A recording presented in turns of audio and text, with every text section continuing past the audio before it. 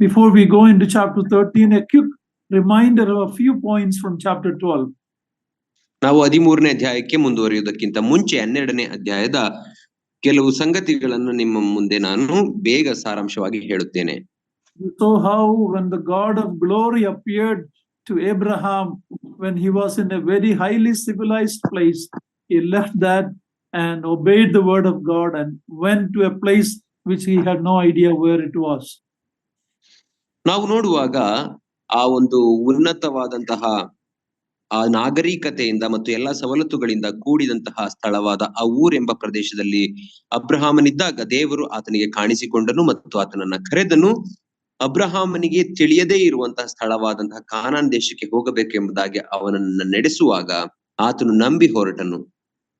Then we saw that Abraham built altar in the place in Canaan. ನಂತರ ಅಬ್ರಹಾಮನು ಕಾನಾನ್ ದೇಶವನ್ನು ಪ್ರವೇಶಿಸುವಾಗ ಅಲ್ಲಿ ಯಜ್ಞವೇದಿಯನ್ನ ಕಟ್ಟಿದನು ಎಂದು ನೋಡಿದೆವು. He was a man who worshipped God wherever he went. ಆತನು ಹೋದಲ್ಲೆಲ್ಲ ದೇವರನ್ನ ಆರಾಧಿಸುವಂತ ವ್ಯಕ್ತಿಯಾಗಿದ್ದನು ಅಬ್ರಹಾಮನು. Except in chapter 12 towards the end when he had a detour, he had a failure in his life going down to Egypt in the time of famine. ನಾವು ನೋಡುವಾಗ ಆತನು ದೇವರಿಗೆ ವಿಧೇಯನಾದ ವ್ಯಕ್ತಿ ಆಗಿದ್ದನು. ಆದರೆ ಒಂದು ಸಮಯದಲ್ಲಿ ಮಾತ್ರ ಆತನು ಮಾರ್ಗವನ್ನ ಬಿಟ್ಟು ಹೋಗುವುದನ್ನು ನಾವು ನೋಡುತ್ತೇವೆ. ಅದೊಂದು 2ನೇ ಅಧ್ಯಾಯದ ಅಂತ್ಯಭಾಗದಲ್ಲಿ ಬರುವಾಗ ಆತನು ಮಾರ್ಗ ಬಿಟ್ಟು ಐಗುಪ್ತ ದೇಶಕ್ಕೆ ಇಳಿದು ಹೋಗುವುದನ್ನು ನೋಡುತ್ತೇವೆ. He put his wife Sarah in danger. This is the line from which the Messiah has to come. That woman, that mother of the promised son, could have been polluted in Egypt by Pharaoh. ಅಬ್ರಹಾಮನು ತನ್ನ ಹೆಂಡತಿಯಾದ ಸಾರಯಳನ್ನ ಅಲ್ಲಿ ಐಗುಪ್ತ ದೇಶದಲ್ಲಿ ಅಪಾಯಕ್ಕೆ ಗುರಿ ಮಾಡುವುದನ್ನು ನಾವು ನೋಡುತ್ತೇವೆ. ವಾಗ್ದಾನ ಮಾಡಲ್ಪಟ್ಟಂತಹ ರಕ್ಷಕನು ಹುಟ್ಟಿ ಬರುವಂತಹ ಆ ಸಂತಾನದ ಹೆಂಗಸಾದಂತಹ ಆ ಸಾರಯಳು ಆಕೆಯನ್ನ ಅಲ್ಲಿ ಆಕೆ ಕೇಳುವಂತಹ ಸಾಧ್ಯತೆಗೆ ಅವಳನ್ನ ತಳ್ಳುವುದನ್ನ ನಾವು ನೋಡುತ್ತೇವೆ ಫರೋಹನ ಸನ್ನಿಧಿಯಲ್ಲಿ. But we saw from 1 Peter chapter 3 that Sarah obeyed her husband, and even though Abraham's request was not a good request, it was putting her in danger, yet as a wife she obeyed her husband. ನಾವು 1 ಪೇತ್ರ 3ನೇ ಅಧ್ಯಾಯದಲ್ಲಿ ನಾವು ನೋಡಿಕೊಳ್ಳುವಾಗ ಪೇತ್ರನು ಹೇಳುವುದು ಏನೆಂದರೆ ಅಬ್ರಹಾಮನ ಮಾತಿಗೆ ಸಾರಯಳು ಅವಳು ವಿಧೇಯಳಾಗುವುದನ್ನು ನಾವು ನೋಡುತ್ತೇವೆ. ಅದು ಆಕೆಗೆ ಅಪಾಯಕಾರಿಯಾಗಿದ್ದರೂ ಸಹ ಗಂಡನ ಮಾತಿಗೆ ಆಕೆ ವಿಧೇಯಳಾದಳು ಎಂಬುದಾಗಿ ನಾವು ನೋಡುತ್ತೇವೆ. When a wife obeys the husband, subject to the husband, ಗಂಡನಿಗೆ ಹೆಂಡತಿಯು ಅಧೀನಳಾಗುವಾಗ, when believers submit to the elders, ಮತ್ತು ವಿಶ್ವಾಸಿಗಳು ಸಭಾ ನಾಯಕರಿಗೆ ವಿಧೇಯರಾಗುವಾಗ, wherever we are captive, we obey the authorities, we can leave the consequence with God. How amazingly God protected Sarah from any harm, even though it was a dangerous proposition to submit, but she did, and she left the consequence to God. God amazing way protected her. ನಾವು ಎಲ್ಲೇ ಇದ್ದರೂ ಸಹ ನಾವು ಅಧಿಕಾರಿಗಳಿಗೆ ಒಳಗಾಗುವಾಗ ಅದರಿಂದ ಆಗುವಂತಹ ಪರಿಣಾಮವನ್ನ ದೇವರೇ ಸರಿಪಡಿಸುತ್ತಾನೆ ಅಥವಾ ದೇವರೇ ಅದನ್ನ ಎದುರಿಸುತ್ತಾನೆ ಎಂಬುದಾಗಿ ನಾವು ನೋಡುತ್ತೇವೆ. ಅಬ್ರಹಾಮನು ಸಾರಯಳನ್ನ ಆ ಒಂದು ಅಪಾಯಕರ ಪರಿಸ್ಥಿತಿಗೆ ಇರಿಸಿದರೂ ಸಹ ಆಕೆ ವಿಧೇಯಳಾದ ಕಾರಣ ದೇವರು ಎಲ್ಲವನ್ನ ಸರಿ ಮಾಡಿದನು. We see the overruling of God in the life of Abraham and Sarah in spite of their failure. ಅಬ್ರಾಮನ ಮತ್ತು ಸಾರಯಳ ಜೀವಿತದಲ್ಲಿ ದೇವರು ಅವರ ಎಲ್ಲಾ ಸೋಲುವಿಕೆಗಳ ನಿಮಿತ್ತದಿಂದಲೂ ತಾನು ಅವರ ಜೀವಿತವನ್ನ ಕೈಗೆ ಎತ್ತುಕೊಳ್ಳುವುದನ್ನ ನಾವು ನೋಡುತ್ತೇವೆ. Now let's come to chapter 13 verse 1 and 2. ಈಗ 13ನೇ ಅಧ್ಯಾಯಕ್ಕೆ ನಾವು ಬರೋಣ. 1 ಮತ್ತು 2ನೇ ವಚನವನ್ನು ನಾವು ಓದಿಕೊಳ್ಳೋಣ. ಹೀಗೆ ಅಬ್ರಹಾಮನು ತನ್ನದನ್ನೆಲ್ಲ ತೆಗೆದುಕೊಂಡು ಹೆಂಡತಿಯನ್ನು ಲೋಟನನ್ನು ಸಂಗಡ ಕರಕೊಂಡು ಐಗುಪ್ತ ದೇಶವನ್ನು ಬಿಟ್ಟು ಕಾನಾನ್ ದೇಶದ ದಕ್ಷಿಣ ಪ್ರಾಂತ್ಯಕ್ಕೆ ಏರಿ ಬಂದನು. ಅಬ್ರಹಾಮನು ಬಹು ಐಶ್ವರ್ಯವಂತನಾಗಿದ್ದನು, ಅವನಿಗೆ ಪಶುಗಳು ಬೆಳ್ಳಿ ಬಂಗಾರವು ಇದ್ದವು. Here we see the return of Abraham from the land of Egypt back to the land of promise. ಐಗುಪ್ತ ದೇಶದಿಂದ ಅಬ್ರಾಮನು ತಿರುಗಿ ದೇವರು ವಾಗ್ದಾನ ಮಾಡಿದಂತಹ ದೇಶವಾದ ಕಾನಾನ್ಗೆ ಹಿಂತಿರುಗಿ ಬರುವುದನ್ನ ಇಲ್ಲಿ ನೋಡುತ್ತೇವೆ. Backsliding can happen sometimes in our life, but don't stay there and come back. Abraham's coming back is a lesson for any one of us who are backslidden from God. There is always a possible we can come back to God. ನಾವು ಅನೇಕ ಸಂದರ್ಭಗಳಲ್ಲಿ ನಮ್ಮ ಜೀವಿತದಲ್ಲಿ ನಾವು ಕೆಲವು ಸಮಯದ ಮಟ್ಟಿಗೆ ಹಿಂಜಾರಿ ಹೋಗಬಹುದು. ಆದರೂ ಅಂತಹ ಹಿಂಜಾರುವಿಕೆಯ ಪರಿಸ್ಥಿತಿಯಲ್ಲೇ ನಾವು ಇರಬಾರದು, ಬದಲಾಗಿ ಹಿಂತಿರುಗಿ ಕರ್ತನ ಬಳಿಗೆ ನಾವು ಬರಬೇಕು. ಅದೇ ಅಬ್ರಾಮನ ಜೀವಿತದಲ್ಲೂ ಸಂಭವಿಸಿತು ಎಂಬುದಾಗಿ ನಾವು ನೋಡುತ್ತೇವೆ. ದೇವರು ಮತ್ತೊಂದು ಅವಕಾಶವನ್ನ ಕೊಡುತ್ತಾನೆ.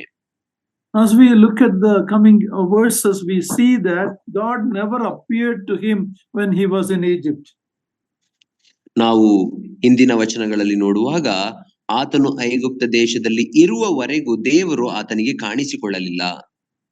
And as soon as he returned from Egypt, we see God appearing to him. ಐಗುಪ್ತ ದೇಶದಿಂದ ಆತನು ಹಿಂತಿರುಗಿ ಬಂದ ತಕ್ಷಣವೇ ದೇವರು ಆತನಿಗೆ ಕಾಣಿಸಿಕೊಳ್ಳುವುದನ್ನು ನಾವು ನೋಡುತ್ತೇವೆ. Two things we see: as long as he is in the land of Egypt and he is still holding on to Lot, God does not appear to him. ಇಲ್ಲಿ ಎರಡು ಸಂಗತಿಗಳನ್ನ ನಾವು ನೋಡುತ್ತೇವೆ. ಅದೇನೆಂದರೆ ಆತನು ಐಗುಪ್ತ ದೇಶದಲ್ಲಿ ಇರುವವರೆಗೂ ಮತ್ತು ಲೋಟನಿಗೆ ಅಂಟಿಕೊಂಡಿರುವವರೆಗೂ ದೇವರು ಆತನಿಗೆ ಕಾಣಿಸಿಕೊಳ್ಳಲಿಲ್ಲ. After he came back to the land and when there is separation from Lot, we read God appeared to him. ನಂತರ ಆತನು ಕಾನಾನ್ ದೇಶಕ್ಕೆ ಹಿಂತಿರುಗಿ ಬಂದು ಲೋಟನಿಂದ ತನ್ನನ್ನು ಬೇರ್ಪಡಿಸಿಕೊಂಡ ನಂತರವಷ್ಟೇ ದೇವರು ಆತನಿಗೆ ಕಾಣಿಸಿಕೊಳ್ಳುವುದನ್ನು ನಾವು ನೋಡುತ್ತೇವೆ. In verse 2 we see Abraham was a very wealthy man.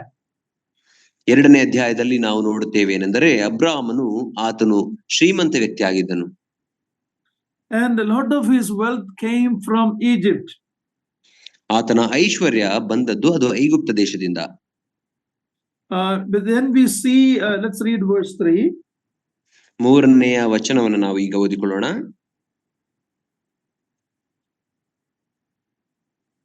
ಅವನು ದಕ್ಷಿಣ ದೇಶವನ್ನು ಬಿಟ್ಟು ಮುಂದೆ ಮುಂದೆ ಪ್ರಯಾಣ ಮಾಡುತ್ತಾ ಬೇತೇಲಿನವರೆಗೂ, ಅಂದರೆ ಬೇತೇಲಿಗೂ ಆಗಿ ಎಂಬ ಊರಿಗೂ ನಡುವೆ ತಾನು ಪೂರ್ವದಲ್ಲಿ ಗುಡಾರ ಹಾಕಿಸಿ ಯಜ್ಞವೇದಿಯನ್ನು ಕಟ್ಟಿದ್ದ ಕ್ಷೇತ್ರಕ್ಕೆ ತಿರುಗಿ ಬಂದು ಅಲ್ಲಿ ಯೆಹೋವನ ಹೆಸರನ್ನು ಹೇಳಿಕೊಂಡು ಆರಾಧಿಸಿದನು.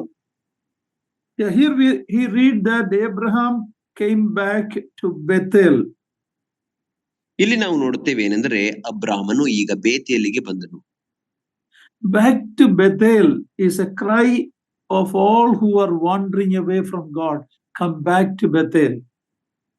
ದೇವರಿಂದ ದೂರ ಹೋಗಿ ಅಲೆಯುತ್ತಿರುವವರೆಲ್ಲರಿಗೂ ದೇವರು ಕೊಡುವಂತಹ ಒಂದು ಕರೆ ಏನೆಂದರೆ ಬೇತೇಲಿಗೆ ಹಿಂತಿರುಗಿ ಬನ್ನಿರಿ, ಬನ್ನಿರಿ ಬೇತೇಲಿಗೆ. We know from the later chapters that Bethel means house of God. ನಂತರದ ವಚನಗಳ ಮೂಲಕ ನಮಗೆ ಗೊತ್ತಾಗುವುದೇನೆಂದರೆ ಬೇತೇಲ್ ಎಂಬಂತ ಪದದ ಅರ್ಥ ದೇವರ ಮನೆ. We need to have priority to God, His word and His house in our life. ನಮ್ಮ ಜೀವಿತದಲ್ಲಿ ನಾವು ದೇವರಿಗೆ, ಆತನ ವಾಕ್ಯಕ್ಕೆ ಮತ್ತು ಆತನ ಮನೆಗೆ ಮೊದಲ ಪ್ರಾಮುಖ್ಯತೆಯನ್ನ ಕೊಡಬೇಕು. Today the house of the Lord is the church. ಇಂದು ನಾವು ನೋಡುವಾಗ ದೇವರ ಮನೆ ಯಾವುದೆಂದರೆ ಅದು ಸಭೆಯೇ. It should be a priority in our life, not if possible, if everything is okay, favorable, we give priority to the church. No, it is a priority in our life. ನಮ್ಮ ಜೀವಿತದಲ್ಲಿ ಇಂದು ನಾವು ಸಭೆಗೆ ಹೆಚ್ಚಿನ ಪ್ರಾಮುಖ್ಯತೆಯನ್ನು ಕೊಡಬೇಕು. ನನ್ನ ಜೀವಿತದಲ್ಲಿ ಎಲ್ಲಾ ಸರಿ ಇದ್ದರಷ್ಟೇ ನಾನು ಸಭೆಗೆ ಹೋಗುತ್ತೇನೆ ಎಂಬುದಾಗಿ ಅಲ್ಲ, ಬದಲಾಗಿ ಮೊದಲು ಎಂಥ ಪರಿಸ್ಥಿತಿಯಲ್ಲೂ ಸಭೆಗೆ ಹೋಗುತ್ತೇನೆ ಎಂಬುದಾಗಿ ನಾವು ತೀರ್ಮಾನಿಸಬೇಕು. Now we read that he came and it was between Bethel and Ai. ಇಲ್ಲಿ ನಾವು ಓದುತ್ತೇವೆ ಏನೆಂದರೆ ಆತನು ಬಂದನು, ಅದು ಯಾವ ಸ್ಥಳ ಎಂದರೆ ಬೇತೇಲು ಮತ್ತು ಆಯಿ ಎಂಬ ಊರುಗಳ ಮಧ್ಯದಲ್ಲಿ. Bethel is the house of God. Bethel ಅಂದರೆ ದೇವರ ಮನೆ. Ai means rubble, something that is going to be destroyed. ಆಯಿ ಎಂಬುದಾಗಿ ಹೇಳುವಾಗ ತಿರುಗಿ ಬೀಳು ಅಥವಾ ದಂಗೆ ಏಳು ಎಂಬುದಾಗಿ ಅರ್ಥವಾಗುತ್ತದೆ, ಅಂದರೆ ನಾಶವಾಗುವಂಥದ್ದು. Yeah, in Joshua chapter 7 and 8 we read about the city of Ai. ಯೆಹೋಶುವನ ಗ್ರಂಥ 7 ಮತ್ತು 8ನೇ ಅಧ್ಯಾಯದಲ್ಲಿ ನಾವು ಆಯಿ ಪಟ್ಟಣದ ಕುರಿತಾಗಿ ಮತ್ತೆ ಓದುತ್ತೇವೆ. After great victory in Jericho, Israel in chapter 7, they failed and they were defeated in Ai. ನಾವು ನೋಡುವಾಗ ಇಸ್ರಾಯೇಲರು ಆ ಯೆರಿಕೋ ಗೋಡೆಯನ್ನ, ಆ ಯೆರಿಕೋ ಪಟ್ಟಣವನ್ನು ನಾಶ ಮಾಡಿದ ನಂತರ ಮುಂದೆ ಹೋಗುವಾಗ 7 ಮತ್ತು 8ನೇ ಅಧ್ಯಾಯಗಳಲ್ಲಿ ಆಯಿ ಪಟ್ಟಣದಲ್ಲಿ ಅವರು ಸೋತು ಹೋಗುವುದನ್ನು ನೋಡುತ್ತೇವೆ. They underestimated, it is a small city, not many need to go. They never consulted God. They went and they were defeated. ಅವರು ಆಯಿ ಎಂಬ ಪಟ್ಟಣವಾದ ಚಿಕ್ಕ ಪಟ್ಟಣವಾದುದರಿಂದ ಹೆಚ್ಚು ಜನ ಹೋಗುವ ಅವಶ್ಯಕತೆ ಇಲ್ಲ ಎಂಬುದಾಗಿ ತಾವೇ ತೀರ್ಮಾನಿಸಿಕೊಂಡು ದೇವರ ಆಲೋಚನೆಯನ್ನ ಕೇಳದೆ ಅದನ್ನ ಕಡೆಗಣಿಸಿ ಮುಂದೆ ಹೋಗಿ ಸೋಲುವುದನ್ನು ನೋಡುತ್ತೇವೆ. And in chapter 7 we see in Joshua the sin of Achan and how that brought defeat in Ai. ನಾವು 7ನೇ ಅಧ್ಯಾಯಕ್ಕೆ ಬರುವಾಗ ಯೆಹೋಶುವನ ಗ್ರಂಥದಲ್ಲಿ ಆಕಾನ ಎಂಬ ವ್ಯಕ್ತಿಯ ಪಾಪದ ಕುರಿತಾಗಿ ನಾವು ನೋಡುತ್ತೇವೆ. ಆ ಪಾಪದ ನಿಮಿತ್ತವೇ ಇಸ್ರಾಯೇಲರು ಸೋಲಬೇಕಾಯಿತು. But when in chapter 8, when sin was judged, when God was consulted, he gave them victory in Ai.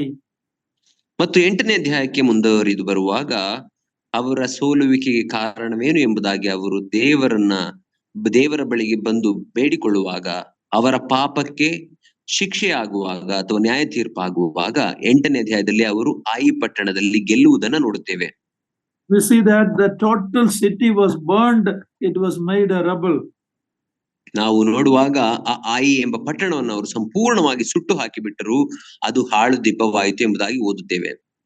So Ai can be compared to our flesh. We many times underestimate the enemy of our own flesh. ಆದ್ದರಿಂದ ಆಯಿ ಎಂಬುದಾಗಿ ಹೇಳುವಾಗ ಅದು ನಮ್ಮ ಸ್ವಂತ ಶರೀರ ಅಥವಾ ಶಾರೀರಿಕ ಇಚ್ಛೆ ಆಗಿರುತ್ತದೆ. ನಾವು ಅನೇಕ ಸಂದರ್ಭಗಳಲ್ಲಿ ನಮ್ಮ ಶಾರೀರಿಕ ಇಚ್ಛೆಯನ್ನ ನಾವು ಕಡೆಗಣಿಸುತ್ತೇವೆ. Like Abraham, we are all living between Bethel and Ai. Bethel is the godly life, the spiritual life. Ai can be also compared to the worldly life. ಅಬ್ರಾಮನ ರೀತಿಯಲ್ಲಿಯೇ ನಾವು ಸಹ ಆಯಿ ಮತ್ತು ಬೇತೇಲಿನ ಎರಡಕ್ಕೂ ಮಧ್ಯದಲ್ಲಿ ನಾವು ಜೀವಿಸುತ್ತಿದ್ದೇವೆ.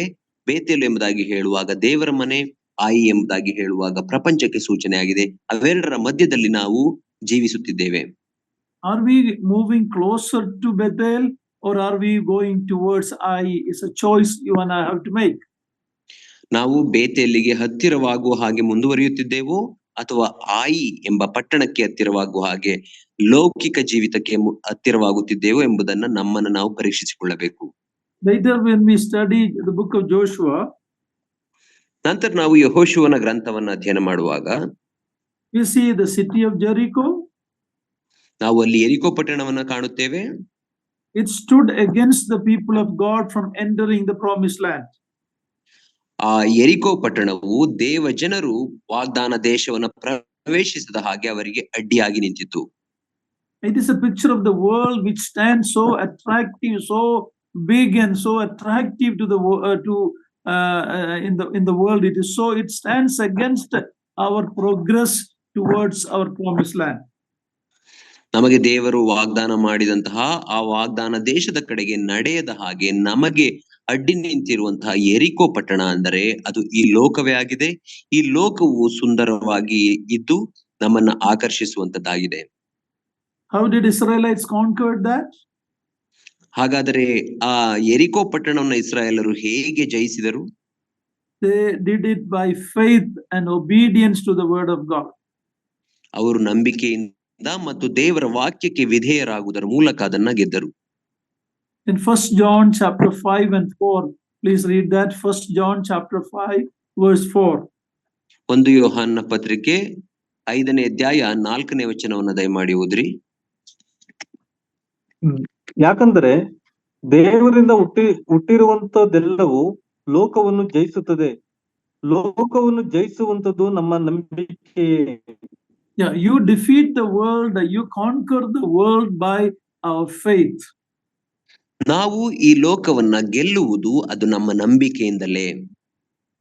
Secondly, we see the city of Ai, which is a picture of our flesh. ಆಯಿ ಎಂಬುದಾಗಿ ನೋಡುವಾಗ ಎರಡನೆಯದಾಗಿ ಅದು ನಮ್ಮ ಶರೀರಕ್ಕೆ ಸೂಚನೆಯಾಗಿದೆ.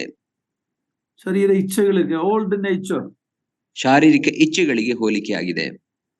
We defeat that by crucifying our flesh or considering ourselves dead to sin.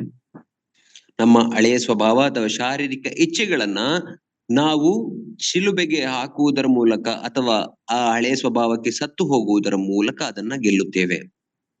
Thirdly, in Gibeon, in Joshua chapter 9, we read about Gibeonites who came and deceived Joshua and the leaders of Israel, and they said that they are from a far off land, and they acted like they came from a long distance, but in fact they were people of Canaan, and how Joshua and the leaders were deceived by Gibeonites. ಯೆಹೋಶುವನ ಪುಸ್ತಕ 9ನೇ ಅಧ್ಯಾಯಕ್ಕೆ ಬರುವಾಗ ಅಲ್ಲಿ ಗಿಬ್ಯೋನ್ಯರು ಇಸ್ರಾಯೇಲರನ್ನ ಮತ್ತು ಯೆಹೋಶುವನನ್ನ ಇಸ್ರಾಯೇಲರ ನಾಯಕರನ್ನ ಮೋಸಗೊಳಿಸುವುದರ ಕುರಿತಾಗಿ ನಾವು ನೋಡುತ್ತೇವೆ. ಅವರು ತಾವು ದೂರ ದೇಶದಿಂದ ಪ್ರಯಾಣ ಮಾಡಿ ಬಂದವರು ಎಂಬುದಾಗಿ ಹೇಳಿ ಇಸ್ರಾಯೇಲರನ್ನ ಮತ್ತು ಅವರ ನಾಯಕರನ್ನ ಮೋಸಗೊಳಿಸುತ್ತಾರೆ. And that is a picture of Satan, who is a deceiver.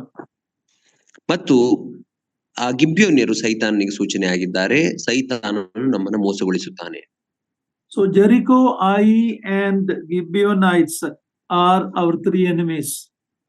ಆದ್ದರಿಂದ ಆಯಿ, ಯೆರಿಕೋ ಮತ್ತು ಗಿಬ್ಯೋನ್ಯರು ಈ ಮೂರು ನಮ್ಮ ಮೂರು ಶತ್ರುಗಳಾದಂತಹ ಲೋಕ ಮತ್ತು ಶಾರೀರಿಕ ಇಚ್ಛೆ ಮತ್ತು ಸೈತಾನನಿಗೆ ಸೂಚನೆಯಾಗಿದ್ದಾರೆ.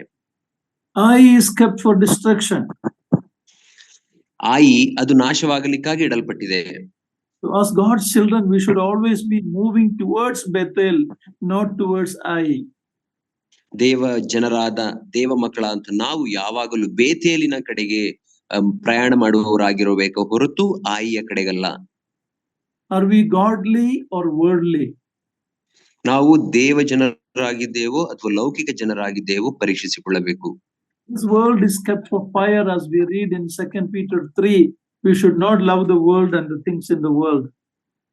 2 ಪೇತ್ರನ ಪತ್ರಿಕೆ 3ನೇ ಅಧ್ಯಾಯದಲ್ಲಿ ನಾವು ಓದುವ ರೀತಿಯಲ್ಲಿ ಈ ಲೋಕವು ಮತ್ತು ಲೋಕದ ಆಶೆಗಳು ಅದು ನಾಶವಾಗಲಿಕ್ಕಾಗಿ ಇಡಲ್ಪಟ್ಟಿವೆ. In chapter 13, in the beginning, although Abraham stumbled and fell, this man came back to God.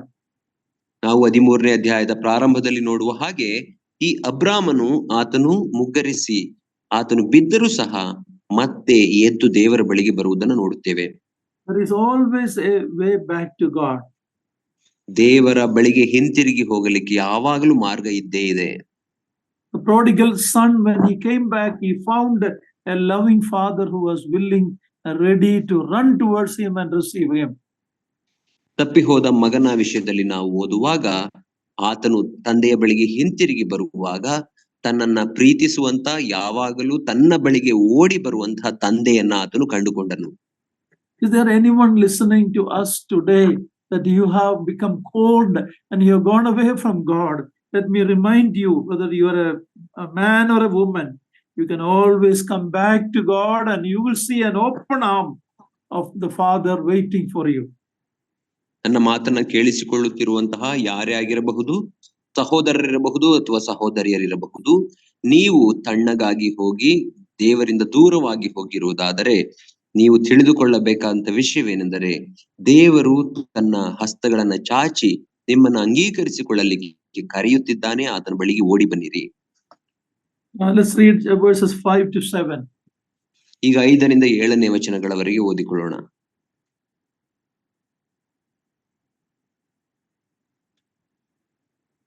ಅವನ ಜೊತೆಯಲ್ಲಿದ್ದ ಲೋಟನಿಗೂ ಕುರಿದನ ಗುಡಾರಗಳಿದ್ದವು.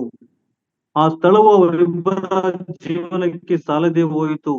ಅವರಿಬ್ಬರ ಆಸ್ತಿ ಬಹಳವಾದುದರಿಂದ ಒಂದೇ ಸ್ಥಳದಲ್ಲಿ ವಾಸವಾಗಿರುವುದು ಅಸಾಧ್ಯವಾಯಿತು. ಇದರಿಂದ ಅಬ್ರಹಾಮನ ದನ ಕಾಯುವವರಿಗೂ ಲೋಟನ ದನ ಕಾಯುವವರಿಗೂ ಜಗಳ ಹುಟ್ಟಿತು. ಇದಲ್ಲದೆ ಕಾನಾನ್ಯರು ಪೆರಿಜಿಯರು ಆ ಕಾಲದಲ್ಲಿ ದೇಶದೊಳಗೆ ಇದ್ದರು. We read that Lot also did pretty well in the land of Egypt. ಐಗುಪ್ತ ದೇಶದಲ್ಲಿ ಲೋಟನು ಸಹ ಉತ್ತಮವಾಗಿ ಗಳಿಸಿದ್ದನ್ನ ನಾವು ನೋಡುತ್ತೇವೆ. we also see the two things that Abraham also got from the land of Egypt. ಐಗುಪ್ತ ದೇಶದಿಂದ ಅಬ್ರಾಮನು ಹೊಂದಿಕೊಂಡಂತಹ ಎರಡು ವಿಷಯಗಳ ಕುರಿತಾಗಿ ನಾವು ನೋಡುತ್ತೇವೆ. One, he received much riches from Egypt. ಮೊದಲನೇದಾಗಿ ಐಗುಪ್ತ ದೇಶದಿಂದ ಅವನು ಹೆಚ್ಚು ಐಶ್ವರ್ಯವನ್ನು ಸಂಪಾದಿಸಿಕೊಂಡನು. Dear brothers and sisters, world will give you that if you are willing to go the world's way. ಪ್ರಿಯ ಸಹೋದರ ಸಹೋದರಿಯರೇ, ಈ ಲೋಕವು ಅದರ ಮಾರ್ಗದಲ್ಲಿ ನೀವು ಹೋಗುವುದಾದರೆ ನಿಮಗೆ ಐಶ್ವರ್ಯವನ್ನು ಕೊಡುತ್ತದೆ. Even Satan, when tempting the Lord Jesus Christ in the wilderness, said that all this belongs to me. You just bow down to me. I'll give you all this. ಸೈತಾನನು ಸಹ ನಮ್ಮ ಕರ್ತನಾಂತ ಯೇಸುವನ್ನ ಅಡವಿಯಲ್ಲಿ ಶೋಧನೆಗೆ ಒಳಪಡಿಸುವಾಗ ಆತನು ಹೇಳಿದ ಮಾತೇನೆಂದರೆ, ಲೋಕವನ್ನು ತೋರಿಸಿ ಇದೆಲ್ಲವೂ ನನ್ನದು, ನನಗೆ ಅಡ್ಡ ಬೀಳುವುದಾದರೆ ಇದನ್ನು ನಿನಗೆ ಕೊಡುತ್ತೇನೆ. So Abraham received riches from Egypt. ಅಬ್ರಾಮನು ಐಗುಪ್ತ ದೇಶದಿಂದ ಐಶ್ವರ್ಯವನ್ನ ಪಡೆದನು. Secondly, a little Egyptian maid by name Hagar, we will see about her later. She also came along. Abraham received a servant girl, a maid also from Egypt. ಎರಡನೇದಾಗಿ ಹಾಗರಳೆಂಬಂತಹ ಐಗುಪ್ತ ದೇಶದ ದಾಸಿಯನ್ನ ಆತನು ಪಡೆದುಕೊಂಡನು ಎಂಬುದಾಗಿ ನಾವು ನೋಡುತ್ತೇವೆ. ಅದನ್ನ ನಂತರದ ಅಧ್ಯಾಯಗಳಲ್ಲಿ ನಾವು ವಿವರವಾಗಿ ಓದುತ್ತೇವೆ. ಹಾಗರಳೆಂಬಂತಹ ದಾಸಿಯನ್ನ ಆತನು ಐಗುಪ್ತ ದೇಶದಿಂದ ಪಡೆದುಕೊಂಡು ಬಂದನು. This has caused much grief in the life of Abraham. ಈ ಎರಡು ಸಂಗತಿಗಳು ಅಬ್ರಾಮನ ಜೀವಿತದಲ್ಲಿ ಅತ್ಯಂತ ದುಃಖವನ್ನು ಉಂಟು ಮಾಡಿದಂತವುಗಳಾಗಿದ್ದವು. And his riches and Lot's riches caused strife among them. ಈ ಅಬ್ರಾಮನ ಐಶ್ವರ್ಯ ಮತ್ತು ಲೋಟನ ಐಶ್ವರ್ಯ ಅವರ ಮಧ್ಯದಲ್ಲಿ ಜಗಳವನ್ನು ಉಂಟು ಮಾಡುವುದನ್ನು ನೋಡುತ್ತೇವೆ. It is mostly riches that brings problem in many believers' life. ಯಾವುದೇ ವಿಶ್ವಾಸಿಯ ಜೀವಿತದಲ್ಲಿ ಐಶ್ವರ್ಯವೆಂಬಂತದ್ದು ಅದು ಜಗಳವನ್ನ ಮತ್ತು ತೊಂದರೆಯನ್ನ ತಂದು ಹಾಕುವಂತದ್ದಾಗಿದೆ. There are very few God's people who can handle money in a godly way. ದೇವ ಮಕ್ಕಳಲ್ಲಿ, ವಿಶ್ವಾಸಿಗಳಲ್ಲಿ ಕೇವಲ ಕೆಲವೇ ಮಂದಿ ತಮ್ಮ ಐಶ್ವರ್ಯವನ್ನ, ತಮ್ಮ ಹಣವನ್ನ ದೇವರ ಚಿತ್ತಕ್ಕನುಸಾರವಾಗಿ ಅವರು ಉಪಯೋಗಿಸಲು ಬಲ್ಲರು. Most people, when they get riches and comforts, their spiritual life goes down. ಹೆಚ್ಚು ಮಂದಿ ವಿಶ್ವಾಸಿಗಳ ಕುರಿತಾಗಿ ನೋಡುವಾಗ ಅವರಿಗೆ ಐಶ್ವರ್ಯ ಬರುವಾಗ ಅವರ ಆತ್ಮಿಕ ಜೀವಿತ ಕೆಳಗೆ ಹೋಗುತ್ತದೆ. Now notice the mentioning of Canaanites and the Perizzites who were dwelling in the land during that time. ಇಲ್ಲಿ ನೋಡುವಾಗ 7ನೇ ವಚನದ ಅಂತ್ಯ ಭಾಗದಲ್ಲಿ ಆ ದೇಶದಲ್ಲಿ ವಾಸವಾಗಿದ್ದ ಕಾನಾನ್ಯರ ಮತ್ತು ಪೆರಿಜಿಯರ ಕುರಿತಾಗಿ ನಾವು ನೋಡುತ್ತೇವೆ. That mentioning is very important. ಆ ಒಂದು ಇಲ್ಲಿ ಕೊಡಲ್ಪಟ್ಟಿರುವಂತ ಈ ಹೆಸರುಗಳು ಅತ್ಯಂತ ಪ್ರಾಮುಖ್ಯವಾದವುಗಳು. Abraham's herdsmen and Lot's were fighting. ಅಬ್ರಾಮನ ದನ ಕಾಯುವವರು, ಲೋಟನ ದನ ಕಾಯುವವರು ಜಗಳವಾಡುತ್ತಿದ್ದರು. There was a disagreement between Abraham and Lot. ಅಬ್ರಾಮ ಮತ್ತು ಲೋಟನ ಮಧ್ಯೆ ಭಿನ್ನಾಭಿಪ್ರಾಯವಿತ್ತು. What the Canaanites and the Perizzites, they may be whispering among themselves, look at these people, they are fighting. ಕಾನಾನ್ಯರು, ಪೆರಿಜಿಯರು ಆದಂತಹ ಅನ್ಯ ಜನರು ಇವರನ್ನು ನೋಡು ಅವರಿಬ್ಬರು ಜಗಳವಾಡುತ್ತಿದ್ದಾರೆ ಎಂಬುದಾಗಿ ತಮ್ಮಲ್ಲಿ ಮಾತಾಡಿಕೊಂಡಿರಬಹುದು. When Abraham first came to the land and built an altar, ಅಬ್ರಾಮನು ಆ ದೇಶಕ್ಕೆ ಪ್ರಥಮವಾಗಿ ಮೊದಲು ಬಂದು ಯಜ್ಞವೇದಿಯನ್ನ ಕಟ್ಟುವಾಗ these people looked at Abraham and he had a great testimony. ಅವರು ಅಬ್ರಾಮನನ್ನ ನೋಡುವಾಗ ಆತನು ಉತ್ತಮ ಸಾಕ್ಷಿಯನ್ನ ಹೊಂದಿದ್ದನು. They realized that he was worshipping the living and the true God. ಅವರು ಅಬ್ರಾಮನನ್ನ ನೋಡಿ ಆತನು ನಿಜ ದೇವರನ್ನ, ಜೀವಿಸುವ ದೇವರನ್ನ ಆರಾಧಿಸುತ್ತಿದ್ದಾನೆ ಎಂಬುದಾಗಿ ತಿಳಿದುಕೊಂಡಿದ್ದರು. But look now, these people are fighting. ಈಗ ನೋಡುವಾಗ ಅದೇ ಅಬ್ರಾಮ ಮತ್ತು ಲೋಟ ಜಗಳವಾಡುತ್ತಿದ್ದಾರೆ. Unbelievers are watching us when there is strife among the believers. ವಿಶ್ವಾಸಿಗಳ ಮಧ್ಯದಲ್ಲಿ ಭಿನ್ನಾಭಿಪ್ರಾಯ, ಜಗಳಗಳು ಏಳುವಾಗ ಅನ್ಯ ಜನರು ಅದನ್ನು ಗಮನಿಸುತ್ತಿರುತ್ತಾರೆ. Look at the Christendom today. How many denominations, how many groups, all are different. The world is watching it. ನಾವು ಕ್ರೈಸ್ತತ್ವವನ್ನ ನೋಡುವಾಗ ಅವರಲ್ಲಿ ಎಷ್ಟು ಪಂಗಡಗಳಿವೆ ಮತ್ತು ಎಷ್ಟು ಭಿನ್ನಾಭಿಪ್ರಾಯಗಳಿವೆ ನಾವು ನೋಡುತ್ತೇವೆ ಮತ್ತು ಲೋಕವು ಅದನ್ನು ಗಮನಿಸುತ್ತಿದೆ.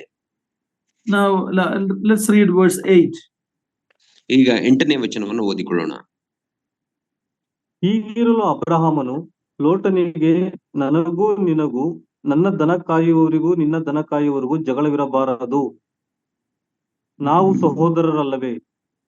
Yeah, it is very important to note Abraham's words, for we are brethren.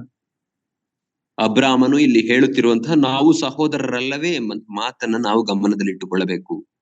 Not only talking about the different denominations in the Christendom, what is happening among we who are called the brethren in our assemblies, how many times there are infightings. ನಾವು ಕೇವಲ ಕ್ರೈಸ್ತತ್ವದಲ್ಲಿ ಇರುವಂತಹ ಅನೇಕ ಪಂಗಡಗಳ ಮಧ್ಯದಲ್ಲಿ ಇರುವಂತಹ ಭಿನ್ನಾಭಿಪ್ರಾಯಗಳನ್ನ ನೋಡಬಾರದು, ಅದರೊಟ್ಟಿಗೆ ನಮ್ಮ ಸಭೆಯಲ್ಲಿಯೇ ನಮ್ಮ ಸಹೋದರರ ಮಧ್ಯದಲ್ಲಿಯೇ ಇರುವಂತಹ ಭಿನ್ನಾಭಿಪ್ರಾಯಗಳು ಮತ್ತು ಜಗಳಗಳ ಕುರಿತಾಗಿ ನಾವು ಗಮನಿಸಬೇಕು. Infighting in the assemblies is nothing new. From the beginning of the brethren movement, there were problems in between the brethren. ಸಭೆಯಲ್ಲಿ ಇರುವಂತಹ ಭಿನ್ನಾಭಿಪ್ರಾಯ ಜಗಳಗಳು ಹೊಸದಲ್ಲ, ಯಾಕಂದರೆ ಸಹೋದರ ಸಭೆಗಳ ಚಳುವಳಿಯದು ಪ್ರಾರಂಭವಾದಾಗಿನಿಂದಲೂ ಈ ಭಿನ್ನಾಭಿಪ್ರಾಯಗಳು ಇದ್ದೇ ಇದೆ. Maybe Abraham's words that we are brethren should alert us that we have a name that we are brethren. We should be very careful to keep that unity that the Holy Spirit has given us. ಇಲ್ಲಿ ಅಬ್ರಾಮನು ಹೇಳುವಂತಹ ನಾವು ಸಹೋದರರಲ್ಲವೇ ಎಂಬಂತಹ ಮಾತನ್ನ ನಾವು ಗಮನಿಸಬೇಕು, ಅದನ್ನ ಮನಸ್ಸಿನಲ್ಲಿ ಇಟ್ಟುಕೊಳ್ಳಬೇಕು. ಕೇವಲ ಸಹೋದರ ಸಭೆಗಳು ಎಂಬುದಾಗಿ ಹೆಸರಿಟ್ಟುಕೊಂಡರೆ ಸಾಲದು, ಆದರೆ ನಾವೆಲ್ಲರೂ ಪವಿತ್ರಾತ್ಮನಿಂದ ಪ್ರೇರೇಪಿಸಲ್ಪಟ್ಟವರಾಗಿ ಐಕ್ಯತೆಯಿಂದ ಇರಬೇಕು. How much infighting has damaged our testimony? ನಮ್ಮ ಸಭೆಗಳಲ್ಲಿರುವಂತಹ ಒಳ ಜಗಳಗಳು ನಮ್ಮ ಸಾಕ್ಷಿಯನ್ನು ಎಷ್ಟು ಹಾಳು ಮಾಡಿವೆ. The unsaved around us are watching, and they may say, if this is Christianity, I don't want anything to do with it. ನಮ್ಮ ಸುತ್ತಲಿರುವಂತಹ ಅವಿಶ್ವಾಸಿಗಳು ನಮ್ಮನ್ನ ಗಮನಿಸುವಾಗ ಕ್ರೈಸ್ತತ್ವದಲ್ಲಿ ಈ ರೀತಿ ಜಗಳಗಳಿರುವುದಾದರೆ ನನಗೆ ಈ ಕ್ರೈಸ್ತತ್ವ ಬೇಡ ಎಂಬುದಾಗಿ ಹೇಳಬಹುದು. You have to be very careful, dear ones. ಪ್ರಿಯರೇ, ನಾವು ಅತ್ಯಂತ ಜಾಗರೂಕರಾಗಿರಬೇಕು. There is plenty of fighting outside the church. ಸಭೆಯ ಹೊರಗೆ ಅನೇಕ ಜಗಳಗಳು ಇರುವುದನ್ನು ನಾವು ನೋಡುತ್ತೇವೆ. But we don't come to the church for that. ಆದರೆ ನಾವು ಸಭೆಗೆ ಬರುವಂತದ್ದು ಅದಕ್ಕಾಗಲ್ಲ. You come to church for the truth and for love and fellowship. ನೀವು ಸಭೆಗೆ ಬರುವಂತದ್ದು ಸತ್ಯಕ್ಕಾಗಿ, ಪ್ರೀತಿಗಾಗಿ ಮತ್ತು ಅನ್ಯೋನ್ಯತೆಗಾಗಿ.